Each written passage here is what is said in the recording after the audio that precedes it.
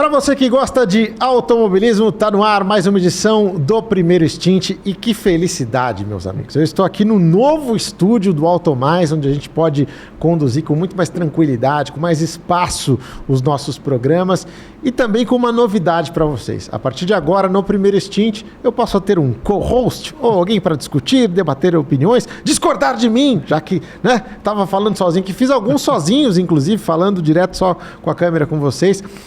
Tô falando do meu amigo Léo Alves. Isso obrigado, aí, Léo, da sua presença. Imagina. E seja bem-vindo ao Primeiro Stint. Imagina, o prazer é todo meu. Obrigado pelo convite, pela confiança e vamos aí. Que legal, cara. E acho que a gente começa com um fim de semana bacana, porque é um fim de semana diferente do que vinha acontecendo.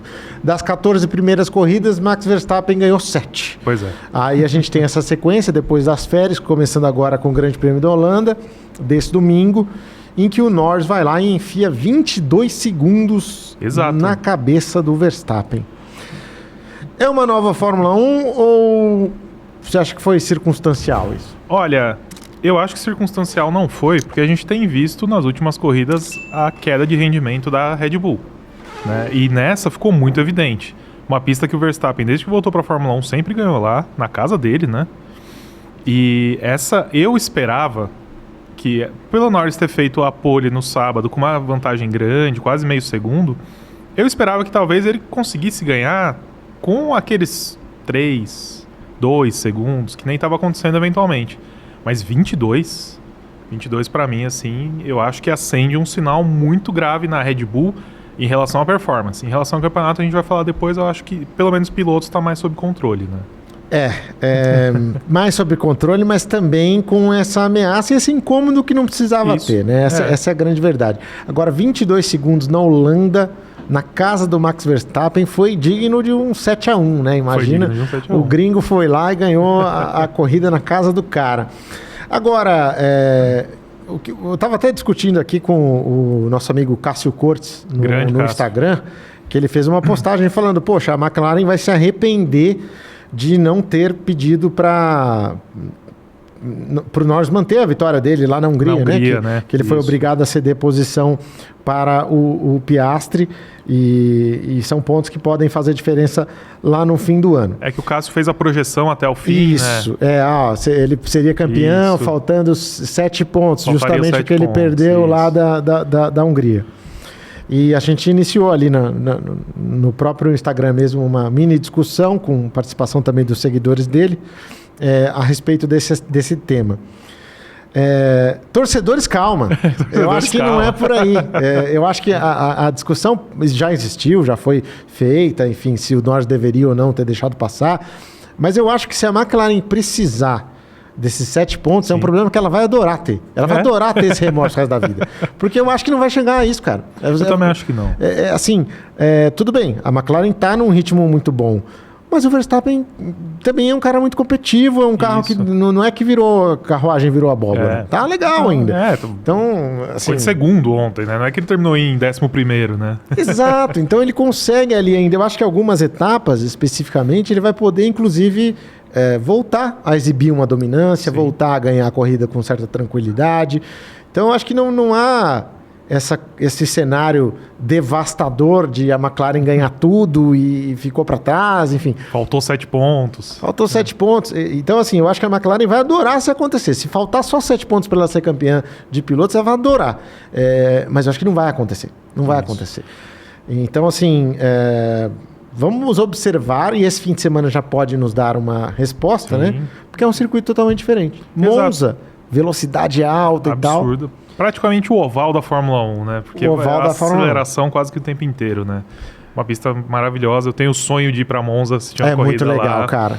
Então... A energia dos italianos lá é demais. Quando acaba a corrida, aquela invasão, aquela festa, eu acho maravilhoso. Eu fui na de 2012, que o Sérgio Pérez pegou pódio, lá foi muito legal. Não, foi uma baita prova. Mas eu acho que é isso, assim, a gente tá vendo... Eu até fui muito surpreendido por esse campeonato. Porque quando começou, a gente achou, vai tocar o hino da Holanda aí mais 300 vezes. De repente, começa um equilíbrio maior e alternância de forças, né? Tem corrida que a Ferrari acaba se destacando de alguma forma, chegou até a ganhar corridas. A Mercedes ganhou 3 das últimas 4 antes desse fim de semana. Né? Quem diria que a Mercedes ia conseguir ganhar a corrida do jeito que começou o ano, né? Aí surge a McLaren. A McLaren é a que mais está se mantendo constante, fazendo poles, ou ali na Espanha, em outras corridas que o Verstappen claramente perdia ritmo no final do stint dos pneus duros, principalmente. E você via o Norris chegando, diminuindo a diferença. Às vezes não conseguia passar, mas já era um sinal de que estava acontecendo alguma coisa. E eu acho que isso vai acontecer. A Red Bull ainda tem um conjunto muito bom. Tem um tricampeão. Um cara que disputou título com o Hamilton. Então, além de tudo, o Verstappen, embora seja jovem, ele já tem uma longa experiência na Fórmula 1. Comete menos erros do que o Norris, né? Exato, comete menos erros. Acho que tem muito mais mental para uma disputa franca, assim, né? Do que o Norris. O Norris ainda é a primeira grande chance dele de sonhar ali com o campeonato, né? Então eu acho que além do fator carro, tem o fator piloto, e o Verstappen vai também ser um piloto mais, não cerebral, no estilo de só guiar ali no estilo Prost, porque o Verstappen é mais arrojado, né? Sim. Mas ele com certeza vai saber também administrar essa diferença, né? Especialmente porque percebeu, já que é isso, não é a mesma situação, né? Então se ele se arriscar muito, se ele perder pontos por bobagem, pode cobrar caro. Esse cenário que a gente falou, que eu falei, torcedores, calma, esse cenário é com o Verstappen conseguindo se equilibrar e conseguir os pontos que ele precisa, né? Se ele começar a bater com todo mundo, aí realmente... Aí já complica. Ele entrega a coisa pro... Abandona 3 corridas seguidas, aí já... Ainda mais com essa pontuação larga, né? Que a Fórmula 1 tem 25 pontos, tem sprint também, que pode contribuir, então... O pontinho da volta rápida, que também ajuda. Isso, tá... Ele tem uma mão na taça, mas não dá para ele fazer muita coisa. Tem que trabalhar para confirmar essa conquista. Você está aqui curtindo com a gente o primeiro stint, sempre com o apoio da Electric Produtos Automotivos, da Usual Brinquedos e também da oficina Autoneg. Vamos falar um pouco do Lando Norris. Eu falei dessa questão de erro. Eu participei das transmissões agora desse fim de semana dos treinos livres. E durante os treinos livres a gente estava falando da possibilidade do Norris ser campeão e tal. E eu trouxe um dado que me chamou muita atenção e que foi confirmado também no domingo. O Norris não ganhou nenhuma posição ao longo do ano em largada. Nenhuma. 0. E ele perdeu um total de, somando a que ele perdeu agora nesse domingo na largada, 16 posições. Então, 16 posições ele perdeu. Isso sem contar a sprint de Miami, que ele bateu, não foi culpa dele, enfim, não dá pra gente botar na conta, mas seria um 26, se a gente coloca essa outra pancada aí que ele teve, 27 na verdade. Então, assim, temos um problema aí? Temos um problema. O que fazer quando você tem um piloto que tem uma questão tão sensível quanto a largada, que muitas vezes na Fórmula 1 é 100%. Isso. Perdeu a posição, não consegue mais recuperar.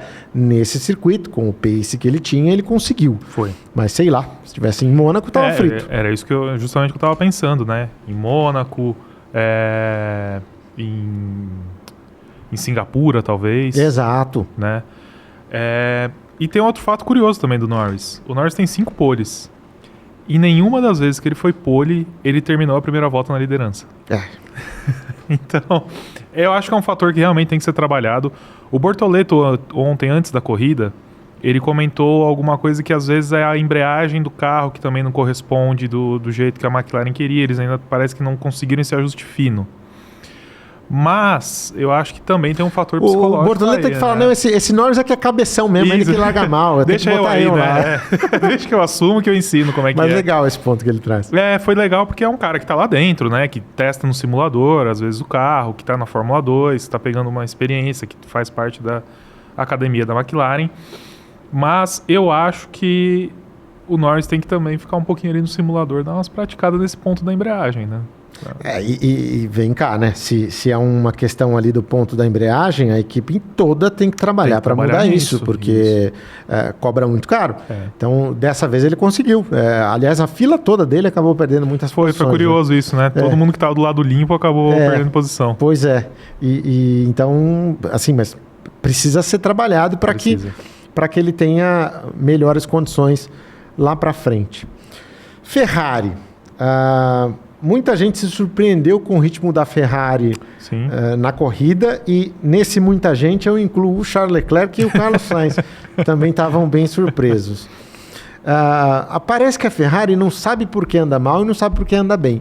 Eu acho que isso é um pouco preocupante. Pois é, parece que a Ferrari foi perdendo, né, o rumo do bonde aí conforme a temporada foi desenrolando, né? E eu não vou mentir, esse pódio do Leclerc me surpreendeu. E o Sainz também, né? Terminando em quinto, vindo lá de trás, né? 15º, eu acho que ele largou, né? A Ferrari parece que assim, fez a estratégia, jogou na mão dos pilotos, o carro começou a render bem. Sem contar que a Mercedes também errou um pouco na estratégia do Russell, né? O Russell acaba indo lá para trás, o Piastri não conseguiu o rendimento suficiente para chegar no Leclerc. Mas é isso, parece que é um grande acaso a Ferrari, né? Puta, o que tá dando errado? Não sei, mas troca aquilo ali e vê se dá certo. Putz, deu, mas será que foi só isso? É curiosa a situação da Ferrari, principalmente pensando já pro ano que vem, que vai ter Lewis Hamilton a bordo do carro, né? E o Hamilton não vai querer ficar nessa pindaíba também, né? Não, e é curioso que a gente falou que a Ferrari não sabe por que anda bem e não sabe por que anda mal.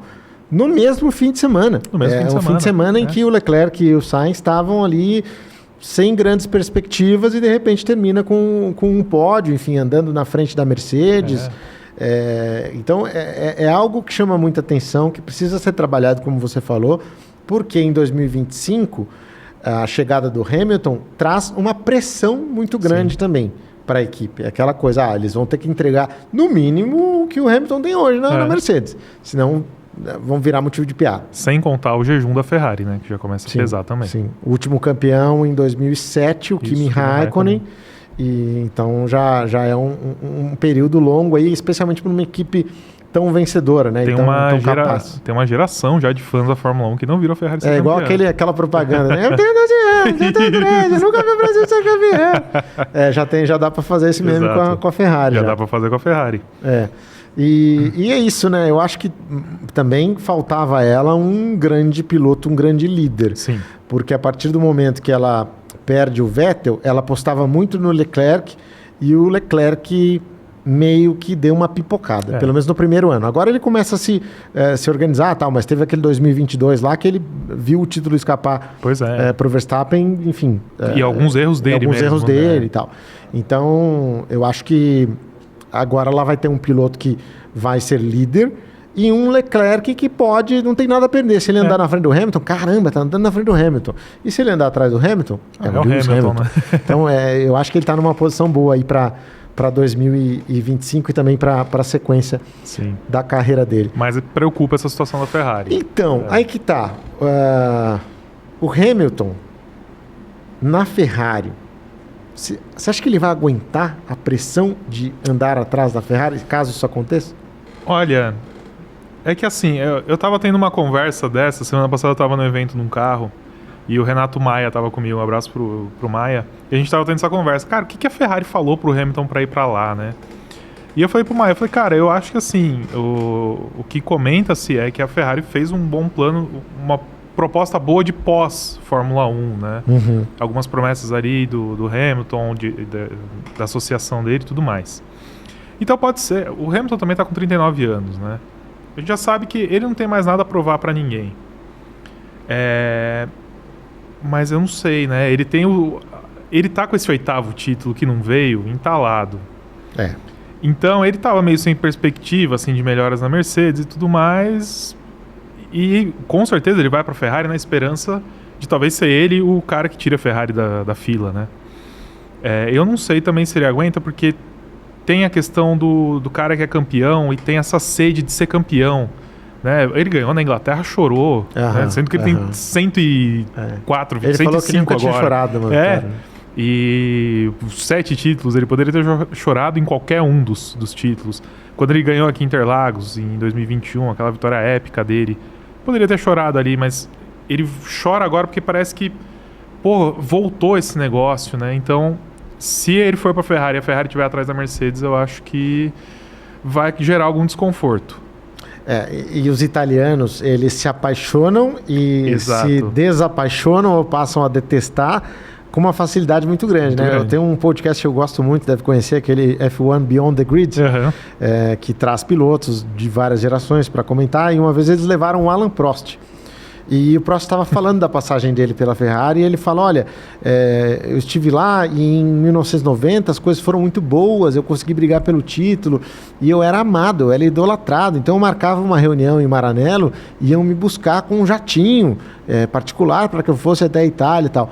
Em 91, depois que eu rodei lá na volta de apresentação, as coisas começaram a mudar, assim, eu comecei a sentir um tratamento mais hostil, e aí eu marcava a reunião, falava, mas vocês vêm me buscar? Eu falava, não, já tinha esse fim de semana, tá manutenção, né? Então, assim, de uma hora para outra muda tudo, e ele foi demitido antes do fim do ano. Exato. Enfim, com todo mundo querendo que ele fosse embora mesmo. Tudo bem que ele falou que o carro era um caminhão. Então, nesse podcast é legal também por isso, porque o Tom Clarkson, que apresenta, pergunta sobre isso, recomendo, aliás, que vocês acompanhem. E eu vou ouvir esse episódio, eu não ouvi. O Prost nega. Ele fala que ele não falou isso. Só que ele não falou isso porque não tem gravação. Então o jornalista publicou essas aspas dele aí sem a gravação.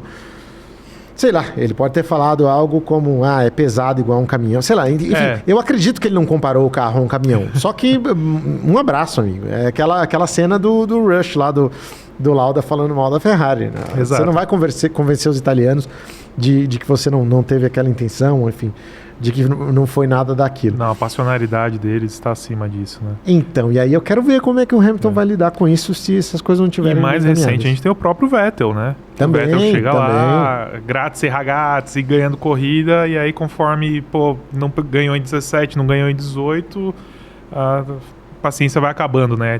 Os italianos não têm essa paciência com a Ferrari. Alonso também, né? O Alonso também, acabou saindo meio brigado de lá. Enfim. Meio que saiu porque ninguém mais aguentava, né? O clima hostil que estava. Então é complicado. Eu queria muito que essa união acontecesse, porque eu acho que a Ferrari ela tem que ter um nome grande assim. E desde que o Vettel saiu, tinha esse vácuo, né, na Ferrari. Não que eu não acho que o Leclerc pode ser um piloto de primeira prateleira, porque ele tem velocidade e tudo mais. Mas eu acho que a Ferrari tem que ter um grande nome, assim. É a Ferrari, né?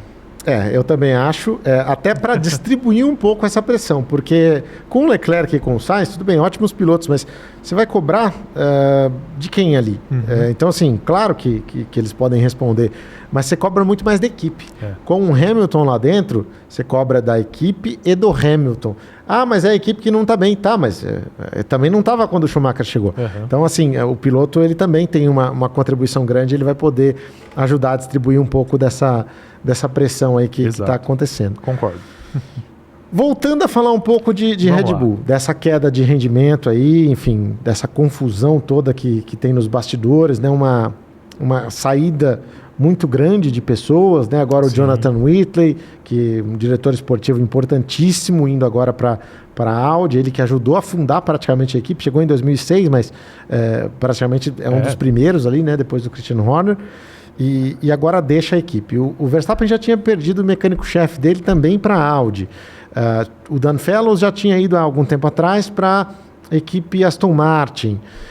Então, assim, o Rob Marshall foi parar na McLaren, e, aliás, um dos responsáveis por essa evolução.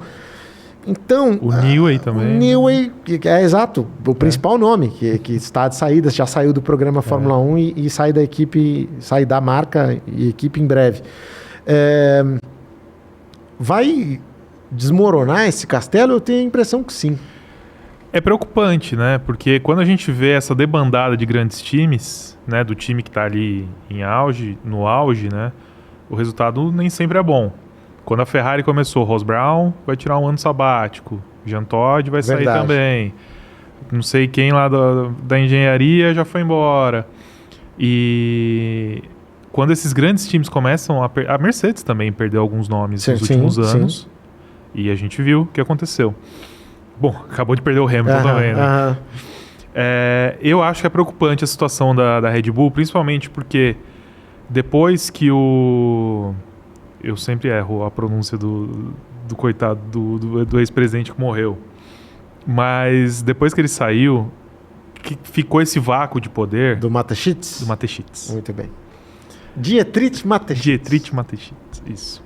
Depois que ele morreu, porque ele parecia que ele conseguia controlar todo mundo ali, né? Ele conseguia manter todo mundo no seu devido lugar e fazendo a equipe Era uma progredir. empresa que tinha um dono. Isso, tinha um dono e uma pessoa que respondia quando precisava.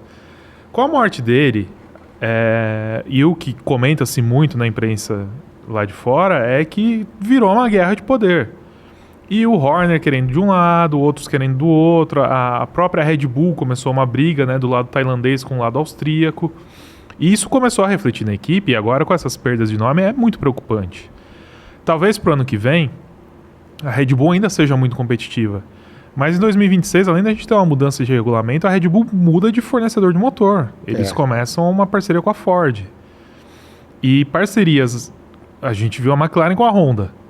Voltou McLaren e Honda, Senna, vai ser de novo. Não foi. Né? Saiu chutada lá, depois foi fazer sucesso na Red Bull. Sim, mas levou tempo, exato. Levou tempo, o desenvolvimento, né? Tudo bem, vai ser um regulamento novo que muita gente vai partir do zero, né? Mas Mercedes está aí, fazendo motor há 30 anos. Ferrari desde sempre, desde o dia 1 da Fórmula 1 praticamente. Até a Renault, que está nessa brigaiada aí, mas a Renault já fez grandes conjuntos. Né? Já, a Renault... aliás, eu falei isso recentemente, quando eu soube que a Renault podia migrar para o motor Mercedes, eu falei, poxa, ela vai perder o grande diferencial de ser... competitiva dela, porque a Renault, quando nos anos 80 surpreendeu todo mundo, motor turbo. Isso. A Renault no final dos anos 90 com a Williams também, o final não, né? Começo e meio dos anos 90 ali, era um motor que era bala. Em 2005, 2006 não, a equipe era competitiva e tal, mas o motor também fazia muita diferença, inclusive com um brasileiro, o Ricardo Penteado, que foi engenheiro de motores da Renault durante muito tempo. Então ela está abrindo um pouco de mão disso aí e me preocupa um pouco. Mas enfim, te interrompi. Não, imagina. E depois com a Red Bull também, né? Depois com a Red Bull, é verdade. Os 4 primeiros títulos da Red Bull. Mas eu acho que a Red Bull, essa brigaiada toda, essa guerra nos bastidores, a polêmica que teve com o Horner no começo, tudo isso começou a refletir. E essa perda de nomes, porque, poxa, você perdeu o Newey, quem que você vai colocar no lugar do Newey? Que outro projetista com essa bagagem que existe? Claro, novas gerações vão surgir, mas o Newey ele foi campeão com vários regulamentos. Ele é campeão nos anos 90, ele é campeão com a McLaren, ele é campeão com a Red Bull, depois volta a ser campeão com a Red Bull. E mesmo nos anos que a Red Bull não estava brigando por títulos, os carros eram reconhecidamente bons de aerodinâmica. Sim, sim. Então é uma perda que, tudo bem, ele já não estava mais tão à frente assim, tem toda uma equipe, tem todo um time de engenharia, de projetista, mas é o cara que assina aí no papel, né? E que sabe, muitas vezes, dar a direção para um projeto que, como eles fizeram agora, a estreia de um novo pacote a partir de Imola e que não teve os resultados que se esperava. Então, assim, certamente faz falta essa visão do Newey para conduzir aí a equipe. E pode refletir até mesmo no Verstappen, na continuidade dele daqui a alguns anos. Se depender do Jos Verstappen, ele já está longe de lá, né? Isso eu acho que não é para tão já, né? Assim, até porque a Mercedes, por exemplo, está se encaminhando lá para renovar com o Antonelli. Renovar não, para trazer o Antonelli, mesmo, fechar com o Antonelli, que é piloto da Fórmula 2. E fez 18 anos esse final de semana. Né? Fez 18 anos esse fim de semana e o Toto Wolff considera como o novo Verstappen. Né? Então, eles perderam o Verstappen e eles não querem cometer o mesmo erro. Exatamente, né? Agora quer ter essa oportunidade aí, dar essa oportunidade para o garoto. Agora, vamos puxar aqui no X, o antigo Twitter. Boa. Eu deixei para o pessoal fazer algumas perguntas aqui para a gente, postei hoje pela manhã. O Diego pergunta o seguinte: alguma chance de Max e Lando chegarem empatados em Abu Dhabi? Acho que eu já dei essa resposta. Para mim é não. O que você acha? Eu também acho que não. Porque assim, a gente vai precisar de um desempenho muito acima da média do Lando. Eu acho que ele pode ganhar outras corridas nessa segunda metade da temporada, mas para chegar nesse nível,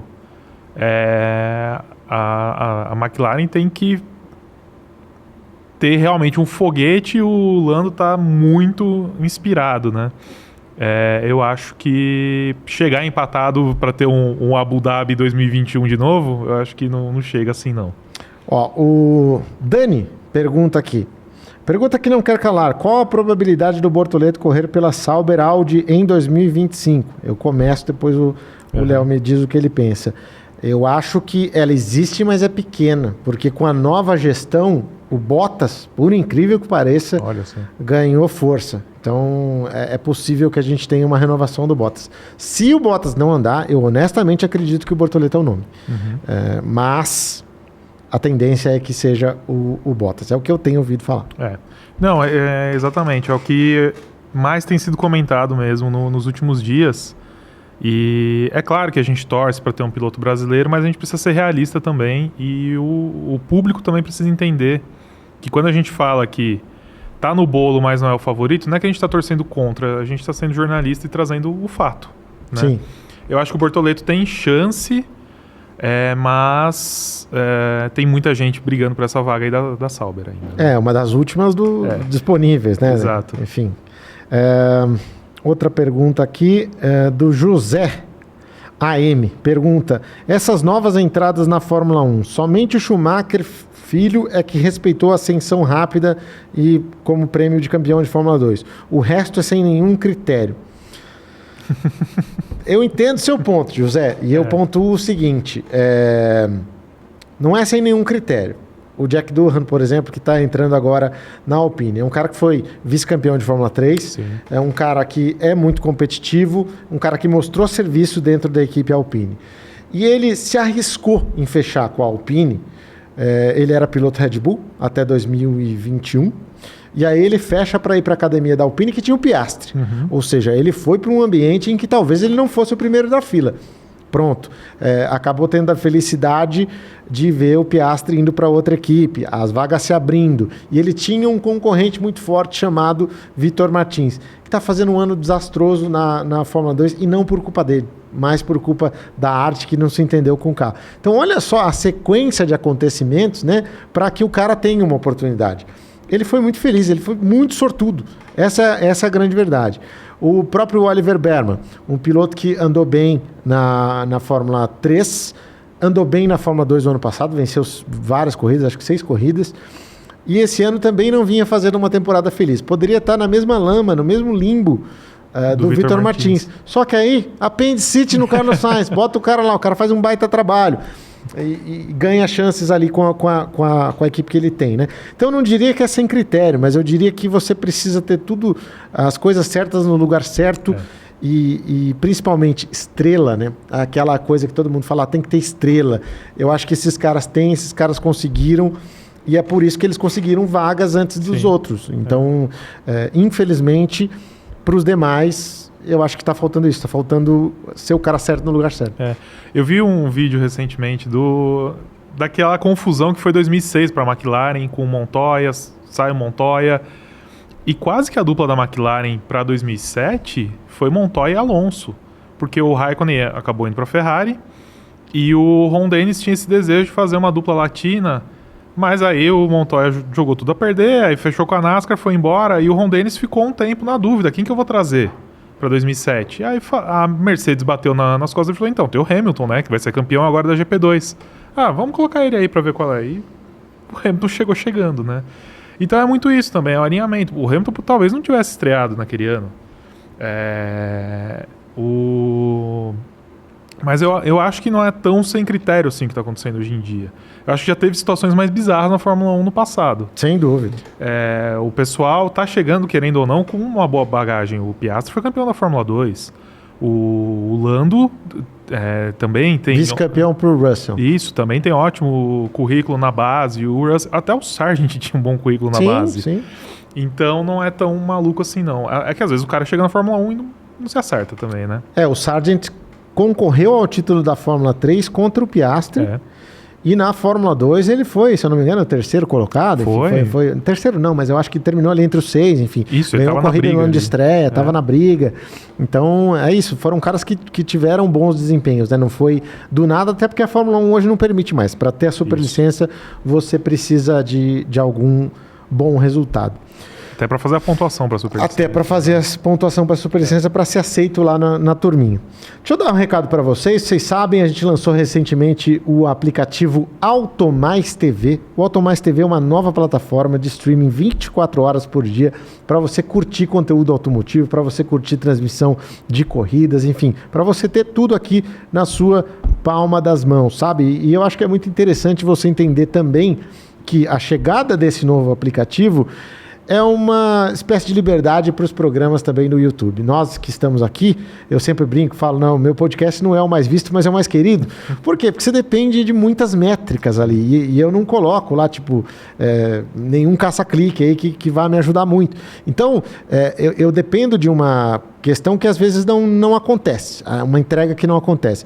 Você, baixando o aplicativo, você vai estar com o programa nas mãos ali e não só o meu conteúdo, mas o de todos os criadores vai chegar a você de forma muito mais fácil. Você não vai depender de nenhuma inteligência artificial escolhendo por você. Se você quer ver o Thiago ou não quer ver o Thiago, quer ver o Lipe ou não quer ver o Lipe. Você vai escolher. Então isso é muito importante. Baixe o aplicativo e principalmente faça a sua assinatura. Se você fizer a assinatura aí Premium, você usa o cupom STINT, você ganha um desconto considerável aí para a sua assinatura. E em dezembro nós vamos sortear um carro e é um sorteio legalizado, tudo certo, com acompanhamento da Caixa Econômica Federal, registrado na Caixa Econômica, né?